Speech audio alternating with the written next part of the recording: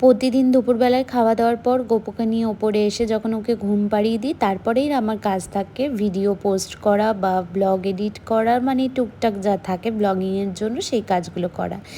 তারপর সন্ধে হতেই চলে আসি নিচে, চাটা বানিয়ে নিয়ে চা নিয়ে সোজা একদম চলে যাই ওপরে। এখন আমার রান্নাঘরে আর কোনো কাজ থাকে না। এখন আমার কাজ হলো গোপুকে সময় দেওয়া, মানে ওকে পড়তে বসানো। যেহেতু ওর এক্সাম চলছে তাই সময় মতো ওকে তো পড়তে বসাতে হবে। আর তারপরে গিয়ে নিচে গিয়ে খাওয়া দাওয়া করে ওকে খাইয়ে ঘুম পাড়ানো। এই হচ্ছে আমার সন্ধ্যেবেলার রুটিন। প্রত্যেক দিন এই রুটিনেই সবসময় টাইমের মধ্যে করতে হয়। এদিকে আমার জা আর মা দুজন মিলে রাতের খাবারটা বানিয়ে রেডি করে রেখে দিয়েছিল। আমি গিয়ে এক গ্লাস কোল্ড ড্রিঙ্কস খেলাম, গোপু ওদিকে দিদির কাছে একটু তেল মালিশ নিচ্ছিল। তারপরে রাতের ডিনারটা সবাই মিলে কমপ্লিট করে চলে এলাম ওপরে। আর কালকে সকালে যেহেতু স্কুল আছে তাই ব্যাগটাও গুছিয়ে রেডি করে রাখলাম।